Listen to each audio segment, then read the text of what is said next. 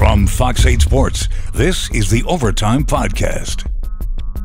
From the Fox 8 studios in New Orleans, this is the Fox 8 Overtime Podcast. I am your host, Sean Fazan, riding shotgun as he does each and every podcast episode is Andre Johnson Jr. Do not forget the junior or senior will have some words for you. Before we get into today's content, be sure to like, share, rate, review. If you are watching us on YouTube, hit that subscribe button, get the bell notification for when we drop that fire content. Andre, we are back. It is Thursday. You didn't see us Wednesday. We taped the podcast Wednesday, but unfortunately, we had some technical difficulties with transferring some of the audio. Long story short, it disappeared on us. We don't have it anymore, so we're just going to go ahead with a podcast today. So our apologies for that if you were expecting a Wednesday podcast. It was technical difficulties. We had one ready, couldn't quite air it for you guys, but today everything is working, and today is going to be a good day. It is Thursday, getting closer and closer to the weekend. Busy sports week yet again. It's the busy sports month in the month of April, but first things first, how are you doing today? Doing good, Sean. You know, obviously, like you said, a busy sports week. We've got the draft in a week.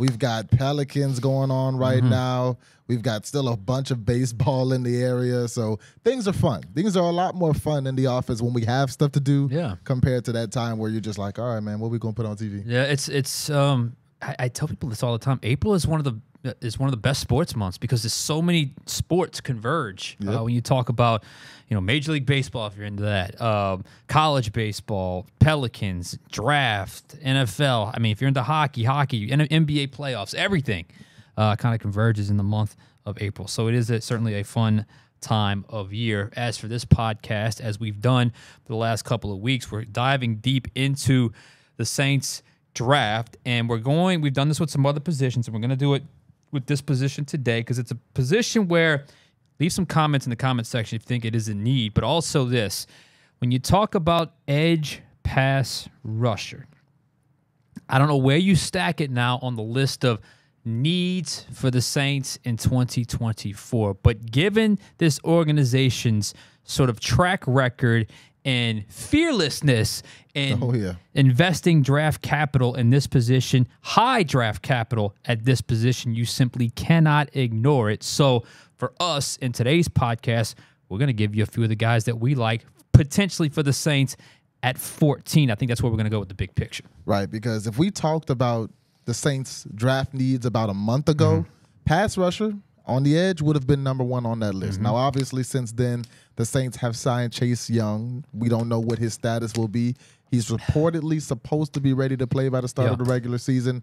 And then there was the Ryan Ramczyk report that he may miss the entire season. So things have shifted a little bit. Offensive tackle has been at the top of that priority list recently, and we've talked about a lot of those guys. We talked about the quarterbacks, a potential tight end that you can't miss out in Brock Bowers. But if the Saints do what we've seen them do several times in the last few years and choose an edge pass rusher with that 14th overall pick, number one on our list is a guy who's seen as the best pass rusher in the draft, the defensive end from Alabama. If Dallas Turner falls all the way to 14, what are your thoughts about the Saints going ahead and taking that guy? Whoa. First off, watched him at Alabama, liked him at Alabama.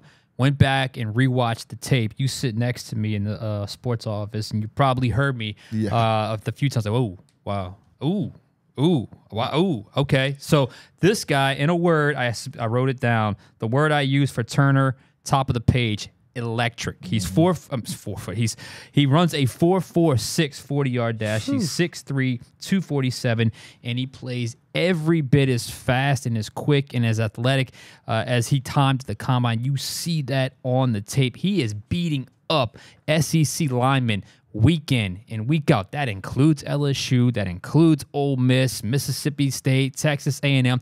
There's a play right off the top of his highlight tape where he is abusing a Georgia lineman, a Georgia tackle. Georgia, no, not any old team. Georgia in the SEC championship game. And like I said before, there were at least 4 or 5 times where on the 5-minute highlight reel that I was able to watch, one of a few I was able to watch of Dallas Turner. Like I said, this guy wouldn't necessarily fit the prototype of what the Saints typically go for. But if you're considering 3 of the 4 that we have listed here, they're not going to be prototype. Now, he's a guy that's got great pass rushing moves. He can beat you with speed. He can beat you with speed to power. He can beat you with a jab step left and cut back right, or jab step right, cut back left. He is the real deal. And to me, of the 4 we're going to name, he is number 1 on my priority list in terms of, okay, if that guy's available, we got to have a discussion, because this guy can be a game wrecker, game changer, game breaker for the Saints at a position they've obviously invested heavily at. The only somewhat, I guess I call it weakness, I don't even want to call this a negative, because I'm not afraid of this, but he's almost exclusively standing up the entire time, at least the both the tapes that I was able to watch. I'm sure there are some snaps where he's got his hand in the dirt, but he's almost always standing up.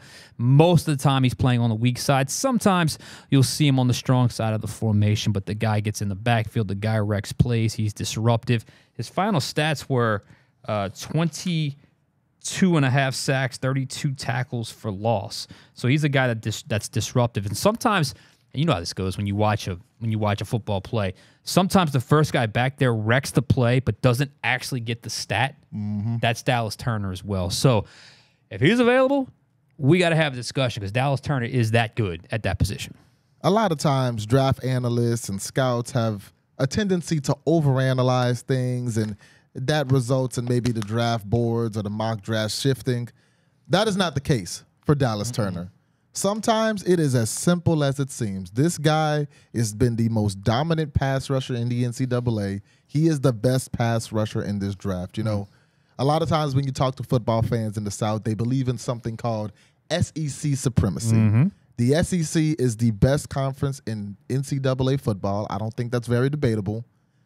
And this guy dominated the SEC. You mentioned it. Georgia, the team who's essentially been the face of college football the last few years. Best team in the last couple of years. LSU, you've seen it. If you're an LSU football fan, you've seen Dallas Turner jump off your screen. He is the number 1 guy in this draft class for a reason. All the measurables scream it.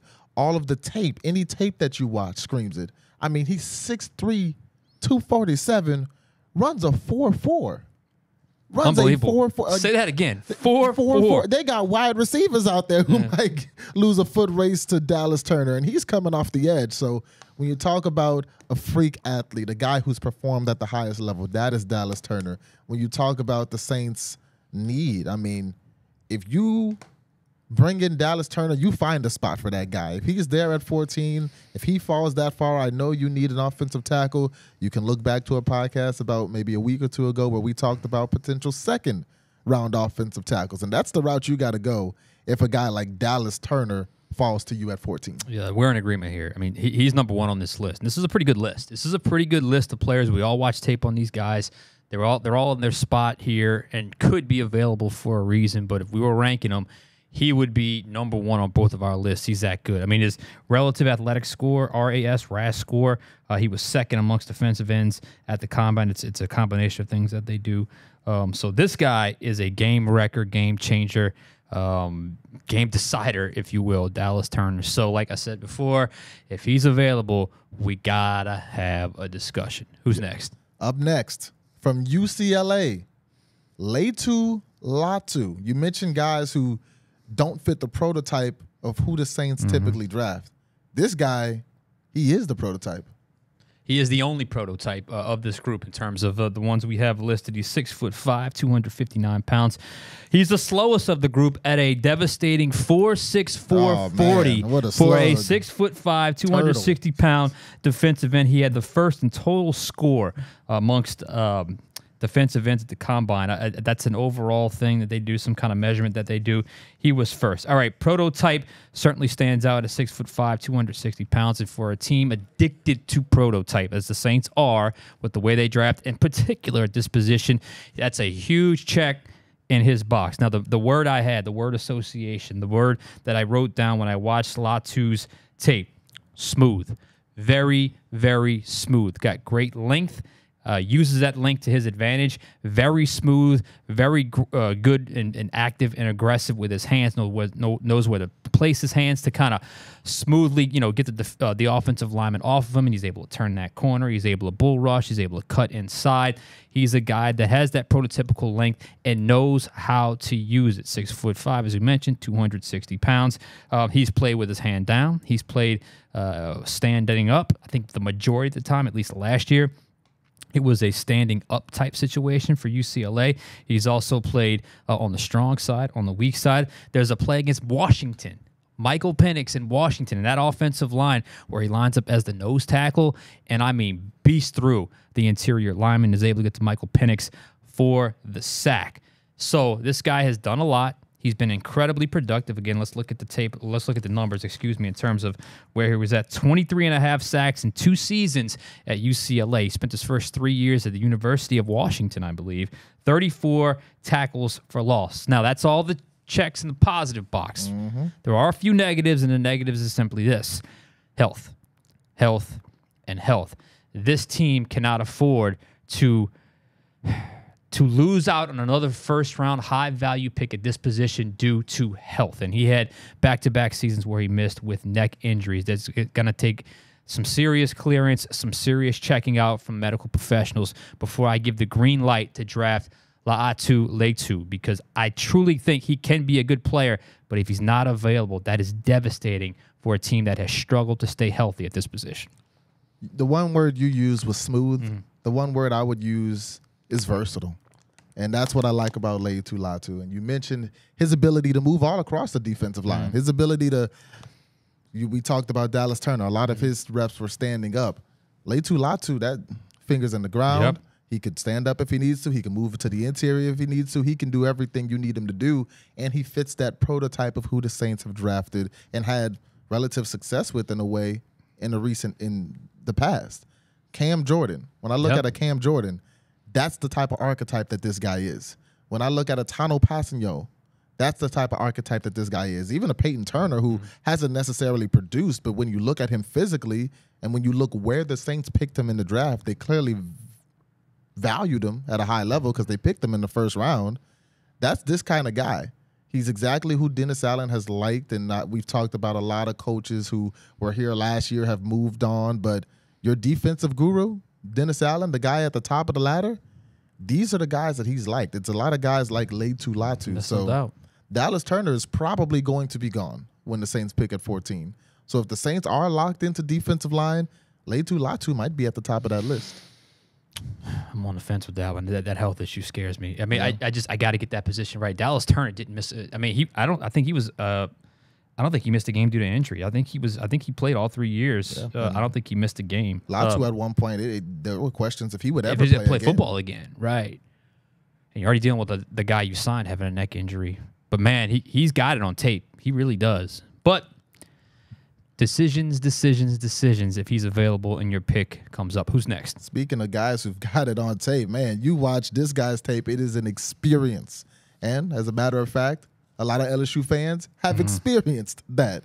Jared Verse, the defensive end out of Florida State. What do we think about Mr. Verse? All right, my one-word description that jumps off watching this tape: relentless. This guy has a football motor, a football aggression, a football physicality that just cannot be replicated, that you know it when you see it. There's a different type of physicality and aggression to his game, and speed and power and just football scrappiness when you watch Jared Verse play. I love his story. 3 years at the University of Albany. Didn't even start as a defensive end, was originally, a tight end, to go from Albany to Florida State. I mean, you saw that defensive line. I mean, they've got some beast on that defensive line at every single position, and he stood out coming from the University of Albany. Forget the small school, big school. That's a culture shock to go from Albany to Tallahassee, Florida, where football is king in the state of Florida, at Tallahassee, especially at a program that was dead for a while that all of a sudden got revived. One of the main reasons why was because of that defensive line, and he was a key catalyst. 18 sacks in 2 seasons, 29.5 tackles for loss. He's 6'4", 254 pounds, running 4.58 40. So I guess he's the third fastest of this group, but still, what's in the water with these defensive ends? 4'5'8", 46'4", 254 pounds. Are you kidding me? Look, he's played the weak side. He's played the strong side. God bless that poor tackle at Louisville, because you watch his highlight tape, he's on there a lot. I mean, he beat that guy like a drum. He beat Will Campbell a couple of times, season opener this year, where, you know, his first step, his get off is so quick that O-linemen just aren't even like able to even react. And he's already in the backfield. That's how quick his get off the line of scrimmage is. And that's in the NFL. That's everything. That's everything. And like I said, he plays through the whistle. He's aggressive. He's talented. He's physical. He's a guy that will probably be available at 14. That will be very close. He will probably be available at 14. Again, another guy we're going to have a discussion about. If I were ranking him, I had Turner 1. Jared Verse would probably be my number 2. The word you used, I believe, was relentless. That's it. I'm going to go with explosive, and it's because of something that you mentioned. It's that first step. It's this guy's ability to get off that line and give the tackle nightmares right off the snap. It is one of the best in college football, if not the best in college football last season. But you mentioned him being there at 14, and this is where these last two players is where things start getting interesting. Because when you look at a lot of mock drafts and draft boards, Jared Verse is being projected kind of in that 14 to 20 range. No doubt. If you go back and listen to the conversations that we've had about the Saints potentially trading back in the draft, this is a guy who you can trade back in the draft, just a few picks, maybe to 18, 19, and still get a Jared Verse, who you believe is one of the best defensive ends available on the board for the Saints, assuming Dallas Turner's gone. And, I mean, you get him on that Saints defensive line, I think he's a guy who could play immediately. I think he's a guy who could step in, and maybe not every snap, but he's a guy who you would have to find a way to get on that football field, because I think he can contribute to your team and go get that quarterback and put pressures, hurries, quarterback hits. I think those are things that he can do from day one. Yeah, and, I mean, he's a guy, like, there's no guesswork. I mean, you saw it. And, I mean, ACC, he played against SEC teams. Florida State was fantastic the last 2 seasons. I think he's got I think people here really recognize him because, I think people kind of recognize that name, Verse. Yeah. It's just kind of a unique name. It's easy to remember. And you saw him play. It's like, wow, there's Verse again. There's Verse again. There's Verse again. And look, we did a mock a couple weeks ago. I loved, Braden Fisk, his teammate right next to him. But I could have just as easily put Jared Verse at the 14th overall selection. Or like you said, moving back, grabbing an extra pick, and getting a guy like Jared Verse, to me, that would not be a bad strategy. And I would be all on board if it were to kind of come to that for the Saints. But yeah, I like the pick of Jared Verse. I like the prospect of Jared Verse. There's just a football element, gritty element to him that I just think it really pops off the tape. Absolutely. I mean, Florida State, they were undefeated in the regular season last year, and they lost their quarterback, and they were still winning games even after Jordan Travis went down. And one of the biggest reasons why they were able to win games, even though they had a backup quarterback in there, was how dominant that defense was. That defense led by Jared Verse. Now, as we get to the last player on our list that we wanted to talk about, the Saints potentially drafting, this might be the most interesting defensive lineman on the list. Penn State's Chop Robinson. Talk about interesting names. Chop Robinson. All right, I did my one-word association. For me, it was versatile. And then I went back and checked his numbers, and I did a double take. 4.48 40-yard dash. He had the third highest RAS score. 6'3", 254 pounds. Chop Robinson. Now, I saw those numbers. Then I went and looked at the stats. 11.5 sacks, 20 tackles for loss. That's over 3 seasons, I believe, for the Nittany Lions, where he got significant snaps, significant playing time. So the athleticism numbers were one thing, but the stats weren't as high as that athleticism would have suggested. So that's why the tape is very, very important. And you see the burst. You see the quickness. You also see a guy that was asked to do a lot more dirty work than some of the other players on this list, especially at that size, 6'3". What is it? 6'3", 254 pounds. And I've said this before, and I will say it again. In the Big Ten, you see things that you don't see anywhere else in college football that is relatable or transferable to the NFL. You see more multiple tight end sets in the Big Ten than you see anywhere else. You see more diversity to the run game in the Big Ten than you see anywhere else. Anywhere else, like the Pac-12, even the SEC, sometimes in the ACC, it's very inside zone heavy when it comes to the running the football. But in the Big Ten, you see the counters, you see the gap scheme, you see the zone scheme, you see the outside zone, the inside zone, all the things, if you're a film guru, if you're a film geek like myself, you look for when it comes to the running game. And he lined up all over the line of scrimmage. He was a game wrecker at times. There were times where he basically lined up on the snap and knew he was not going to be able to get any stat whatsoever. It was his job to eat up blocks and try to disrupt the play, and he willingly accepted that role. So that much I like. And I do love the numbers, the athletic score. But that is quite a dip in production. That is quite a dip in production. And even with the situation that I laid out, I still wonder if there could have been a little bit more production, and the NFL Combine site had him listed as boom or bust potential. I get it. I get why. Because of that reason, the production numbers weren't quite there, but the athletic numbers were off the charts. So to me, of these four, Chop Robinson is the riskiest. The word that came to mind for me when it came to Chop Robinson, ceiling. Yeah. I think about his ceiling because that athletic ability, it's second to only Dallas Turner, maybe. Mm-hmm. It's very close with Dallas Turner. And I think that's the stuff you can't teach. I think if you were to pick Chop Robinson, I mentioned Jared Verse being able to come in and make an impact immediately. I don't think Chop Robinson is that guy that you can draft and expect him to play relevant minutes in game one. Mm-hmm.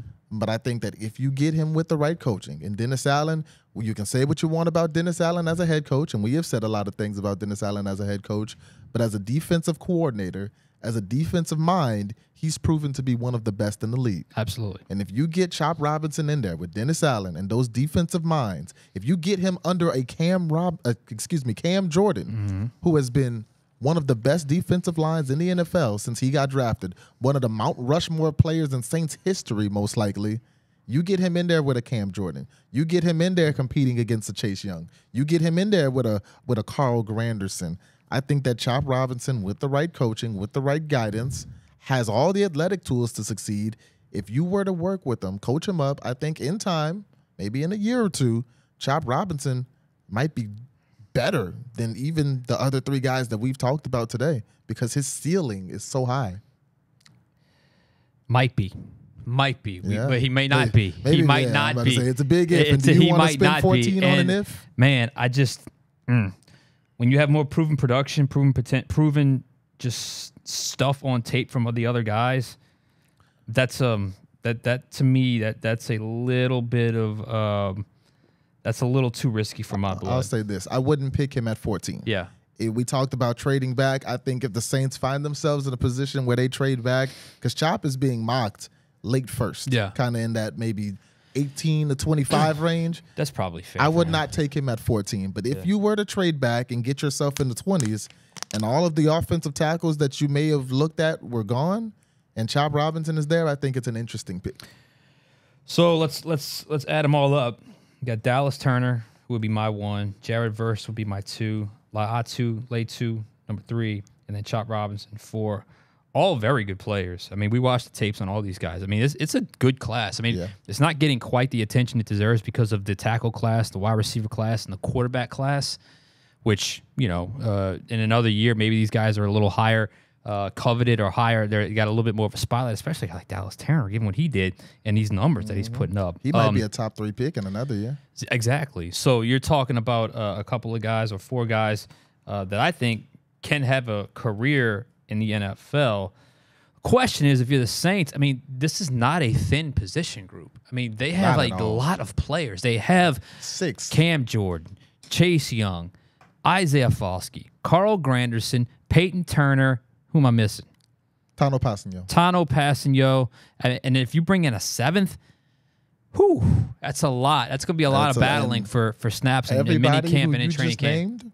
has a genuine argument to try to get a certain share of snaps. I mean, Yeah. Cam Jordan, we mentioned him being Mount Rushmore. Peyton Turner, you did invest the first into Exactly. that guy. Isaiah Foskey, you invested a second into that guy. And you heard Dennis Allen at the NFL owners meetings talking about how he was excited to see Isaiah Foskey take a leap from year 1 to year 2. Chase Young, just off raw talent, he's probably the best in that room if he can stay healthy. Carl Granderson, arguably the best player on your entire defense last season. Like, those are solid players in that room that if you were to draft a rookie in the first round, anybody you take in the first round, you expect to produce. If not day one, relatively early. And that's a stacked room. And here's the thing. This organization has got to be disgusted with, like, a lack of production from that position in particular when it comes to first-round picks. That's the one position where they have not been shy by going after it, but they've always been disappointed in terms of what they've been able to get. So if you got to have bold conviction with this player at this position in this draft, given their recent history at the position, but given their recent history, you cannot ignore the possibility of drafting an edge pass rusher. I don't think it would be met with a lot of applause from the fans, but if they did it and it was one of these players at a certain value, I don't think I would have necessarily a problem with it, especially given potentially what was or was not available at the time they were picking at 14 or wherever they end up picking, if it's later, earlier, whatever the case may be.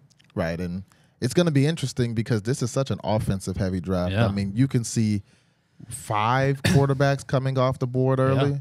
In Caleb Williams, Drake May, you're going to have Jaden Daniels in there. McCarthy, J.J. McCarthy, Penix Michael Penix, Bo Nix. So we're 6 quarterbacks that could potentially be taken in the first round. You're going to have the top 3 wide receivers, Marvin Harrison, Malik Neighbors, and Romo Dunze. Brian Thomas is going to be mixed in there in the middle of the round. And 4 or 5 tackles as well. Right, the tackles, Olu Fashanu, Joe O, Taloise Fuga, J.C. Latham. So some have predicted this draft to break the record for offensive players picked in the first round. So these defensive linemen, it's going to be interesting where they fall. It is, and can't rule it out, though. Can't rule it out. So it should be very interesting when we get to the draft 1 week from today. Anything else for us today? One thing that's 1 day from today, Yeah. hopefully in New Orleans, we can see the Pelicans slide their way into the playoffs. Get it done. We watched the game on Tuesday against the Lakers. Zion Williamson having his best game of the season. He goes down. He's out now for at least 2 to 4 weeks, we'd expect. And 2 weeks to get reevaluated. Right. So that's best case scenario, 2 weeks. But come on, we know. Exactly. So we know you can't expect Zion to come back. So now you've got a Brandon Ingram who's fresh off an injury and clearly isn't a 100%. You got a CJ McCollum who has not played to the level that you would need him to play in the postseason for you to succeed. And they're going to take on the Kings tomorrow night. Winner go home game. Winner takes the 8 seed and gets to go to OKC and take on the 1-seeded Thunder. Loser goes home, and I just want to say it would be a shame to see the Pelicans go home after a 49-33 season. That's not a failure of a season. That's one of the best seasons in franchise history. Second most wins in franchise history. To go out in the play-in would be an utter disappointment. There would be no other way to describe this season. You have to get the job done against the Kings. You still match up fairly well with them, even without Zion. I don't think you're winning a series without Zion, but I do think you can still get into the playoffs. Stop with the excuses. Get it done. I don't care. Light a candle, light a match, whatever you got to do to reverse the curse at the Smoothie King Center. Get it done, Pelicans. Please do. I think that's going to do it for us today. For Andre Johnson Jr., I am Sean Fazan. Thank you for watching. We'll catch you guys next time on Overtime.